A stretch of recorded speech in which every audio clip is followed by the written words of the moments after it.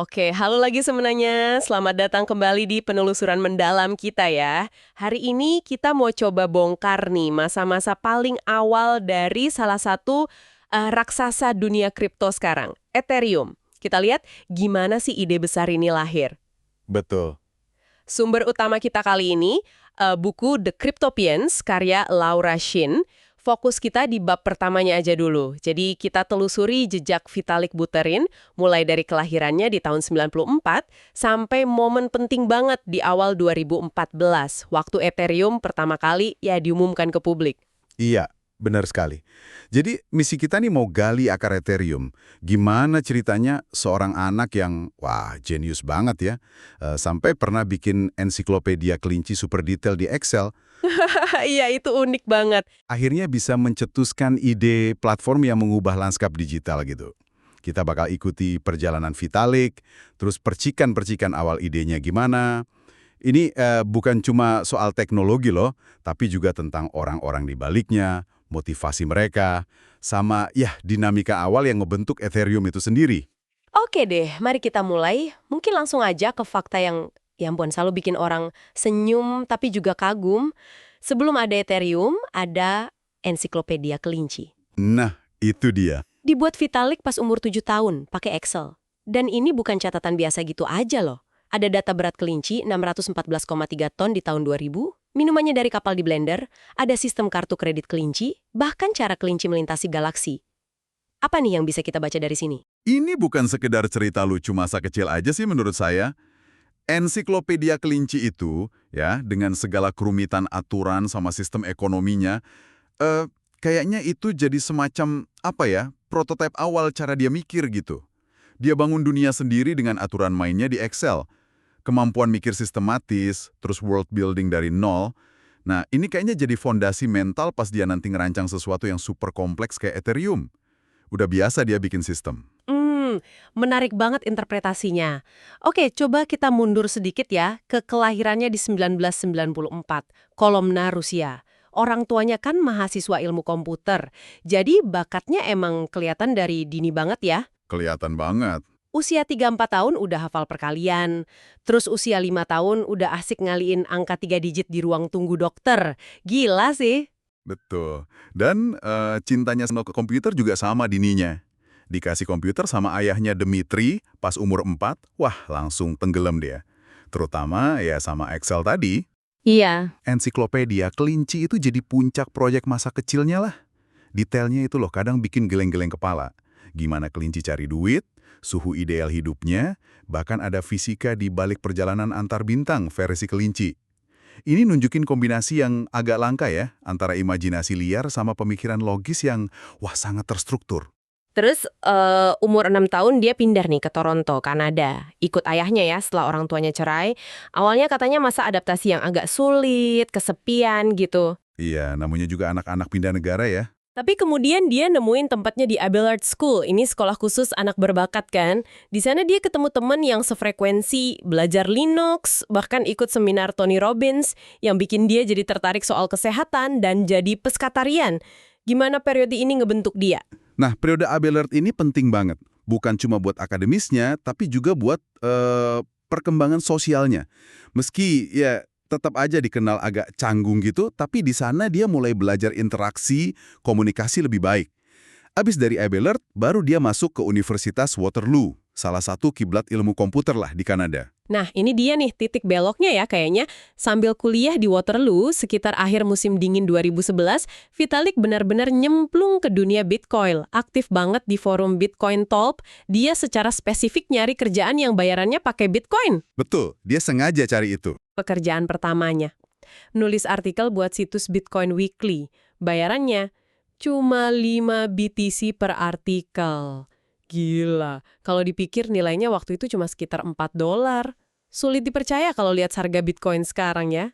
Iya, kalau dikonversi sekarang udah berapa M itu ya? Tapi pengalaman itu penting banget buat pemahaman dia. Dia ngerasain siklus penuh ekonomi Bitcoin. Kerja, terus dapat BTC, terus belanja pakai BTC. Dia beli kaos Bitcoin. Harganya 8,5 BTC waktu itu. Wah, mahal juga ya untuk kaos. Relatif ya. Ini semua kejadian pas perhatian ke Bitcoin mulai naik. Salah satunya gara-gara artikel yang agak kontroversial di Gawker Juni 2011 soal Silk Road, pasar gelap online itu. Oh ya, inget banget itu. Heboh ya? Heboh. Artikel itu, meskipun isinya negatif, malah bikin harga Bitcoin lompat gila-gilaan. Dari di bawah $9, tahu-tahu jadi $32 dalam seminggu. Ini nunjukin betapa baru, liar, dan penuh potensinya dunia kripto waktu itu. Masih Wild West banget. Dari nulis-nulis itu, dia terus ketemu sama Mihai Alishe, orang Romania ya, mantan pemain poker online profesional yang juga lagi antusias banget sama Bitcoin. Betul. Mereka ketemu online, di forum juga kayaknya. Mereka ngerasa liputan media mainstream waktu itu terlalu fokus ke sisi gelapnya ya, kayak Silk Road tadi, jadi kurang ngebahas teknologinya. Ya, mereka gemes gitu. Merasa perlu ada sumber informasi yang lebih kredibel, yang fokusnya ke potensi teknologi Bitcoin, bukan cuma sensasinya. Nah, makanya, di Mei 2012, mereka berdua bikin Bitcoin Magazine. Oh, jadi Bitcoin Magazine itu awalnya dari mereka berdua? Iya, salah satu pendirinya ya Vitalik sama Mihai.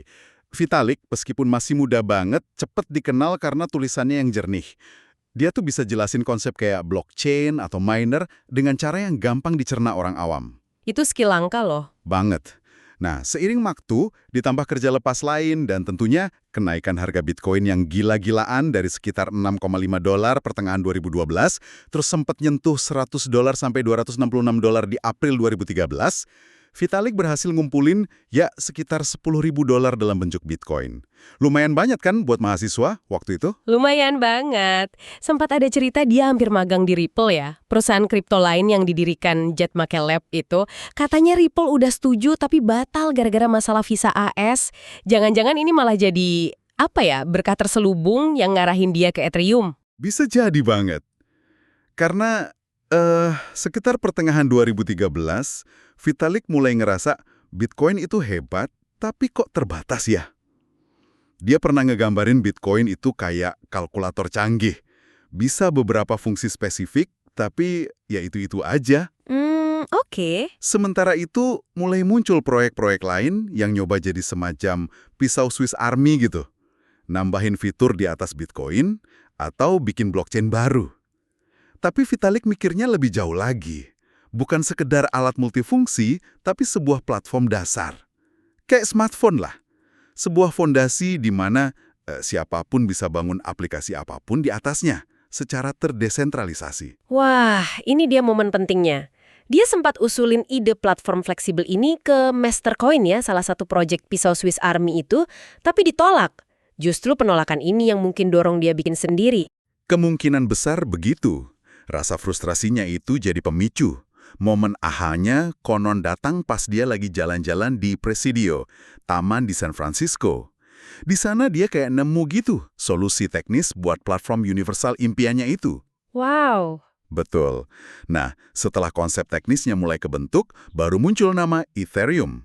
Dia nemuinnya pas lagi iseng browsing daftar elemen fiksi ilmiah di internet. Oh, dari fiksi ilmiah? Iya. Nama itu kedengeran keren, tapi juga ada maknanya.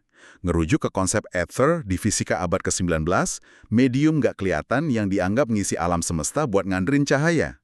Vitalik berharap jaringannya nanti jadi semacam ether digital, jadi substrat fundamental buat segala macam aplikasi terdesentralisasi. Visinya gede banget emang. Gede banget. Dan dengan konsep plus nama di tangan, Vitalik nulis white paper Ethereum. Dia kirim ke teman-teman dekatnya tanggal 27 November 2013. Tanggalnya unik nih, karena itu hari yang sama Bitcoin pertama kali nembus $1.000. Iya, momennya pas banget ya. Salah satu yang nerima email pertama itu Anthony Di Rioro. Siapa nih orang ini? Anthony Di Rioro ini sosok kunci banget di fase awal. Dia pengusaha Bitcoin yang lumayan aktif di komunitas Toronto. Dia bikin meetup Bitcoin lokal, salah satu pendiri Bitcoin Alliance of Canada juga, dan dia ini udah jadi jutawan Bitcoin duluan. Oh iya, dari mana? Hasil jual situs judi Bitcoin miliknya, Satoshi Circle. Dia jual seharga 2.400 BTC pas harga masih di bawah $150, terus harganya meroket kan? Nah, karena latar belakang Anthony ini lebih ke bisnis dan marketing bukan teknis murni, dia minta tolong Charles Hoskinson buat nge-review white papernya Vitalik. Charles Hoskinson, Matematikawan yang waktu itu baru keluar dari proyek CryptoBits Shares dan belum selesai PhD ya. Apa kata Charles pas baca white paper itu? Charles langsung lihat ada dua ide brilian banget di sana. Pertama, konsep komputer dunia yang terdesentralisasi di cloud, di mana penggunaannya bisa diukur dan harus bayar per komputasi, semacam meter usage gitu. Oke. Kedua, ide buat naruh bahasa pemrograman yang Turing Complete langsung di atas blockchain. Tunggu, mungkin perlu kita jelasin dikit nih, Turing Complete ini apa? Biar nggak bingung. Nah iya, bagus itu. Turing Complete kedengelannya teknis banget soalnya. Artinya apa sih secara praktis buat Ethereum nanti? Oke, jadi gampangnya gini. Turing Complete itu artinya bahasa pemrogramannya tuh fleksibel banget. Cukup kuat buat ngejalanin, ya hampir semua jenis logika atau instruksi komputasi yang bisa Anda bayangkan. Kayak Anda punya komputer mini yang bisa diprogram di dalam blockchain itu sendiri. Wow, oke. Ini lompatan besar banget dari Bitcoin yang skripnya jauh lebih terbatas, cuma buat transaksi uang doang. Dengan Turing Completeness ini, developer bisa bikin aplikasi yang jauh lebih kompleks dan macam-macam di atas Ethereum. Itu kuncinya. Oke, jadi Charles ngelihat potensi gila ini. Dengan lampu hijau dari Charles, si Anthony Di Iorio ini gerak cepet banget ya. Langsung nawarin pendanaan awal $150.000 ke Vitalik. Dalam bentuk Bitcoin pastinya, buat mulai ngembangin Ethereum. Iya. Modal awal itu penting banget. Masuknya dana ini kayak jadi magnet gitu. Tokoh-tokoh kunci lain mulai pada tertarik. Ada Gavin Wood, programmer Inggris yang jago banget. Dia baca artikel di The Guardian soal markas Bitcoin Magazine di London yang nampilin Mihai sama Amir Taki. Oh, artikel itu lagi. Iya, artikel itu bikin dia penasaran, terus dia kontak Vitalik di Desember 2013. Nah, di waktu yang hampir sama, sekitar Natal, ada Jeffrey Wilkie, programmer lain, juga kontak Vitalik. Mereka berdua ini, bareng Mihai Alisei sama Amir Chetrit yang terlibat di proyek Colored Coins, upaya lain nambahin fungsi di Bitcoin, jadi kayak inti tim teknis awal gitu. Lalu kita sampai di Januari 2014. Momen krusial nih. Anthony Di Iorio nyewa rumah gede di Miami, Florida, pas mau ada konferensi Bitcoin besar di sana. Tujuannya jelas ya, ngumpulin semua orang ini buat pertama kalinya ketemu fisik. Siapa aja tuh yang ada di rumah itu? Wah, ini pertemuan pertama buat sebagian besar pendiri awal Ethereum lah bisa dibilang. Ada Vitalik, jelas ya, baru 19 tahun waktu itu. Terus Anthony, si pemodal awal, Mihai, partner majalahnya, Charles yang review teknis, Gavin sama Jeff si programmer baru yang gabung, Amir Chetrit dari Colored Coins, terus ada juga Taylor Gehring, developer yang bantu ngurusin website Ethereum karena tiba-tiba banyak banget yang akses. Kebayang sih ramenya. Suasananya pasti intens banget, harga Bitcoin lagi tinggi-tingginya, dekat $1.000. Mereka semua kumpul dengan semangat membara, siap ngumumin apa yang waktu itu mereka sering sebut Bitcoin 2.0. Bitcoin 2.0. Istilah yang ngetren banget ya waktu itu buat project-project yang mau nyaingin atau ngelengkapin Bitcoin. Tapi apa sih yang sebenarnya terjadi di dalam rumah Miami itu, selain semangat tinggi? Nah, pertemuan Miami ini bukan cuma soal kode sama rencana peluncuran doang. Disinilah mulai kelihatan dinamika tim yang lumayan kompleks. Vitalik sang visioner digambarin kadang kayak mengawang gitu, asyik sendiri, ada cerita dia malah latihan Mandarin di HP pas yang lain lagi diskusi serius. Haha, dada aja. Jadi kesannya dia kayak butuh diurusin sama yang lain buat urusan-urusan praktis. Tapi yang lebih penting lagi, di situ muncul perdebatan fundamental pertama. Ethereum ini mau dibawa kemana? Mau jadi yayasan nirlaba yang fokus ke teknologi open source, atau jadi perusahaan komersial yang nyari untung? Udah mulai dari situ perdebatannya. Wah, dari awal udah ada ya bibit perdebatan itu. Dan dari situ muncul konflik interpersonal pertama yang kecatat juga kan ya, antara Gavin Wood sama Anthony Di Iorio. Tepat sekali.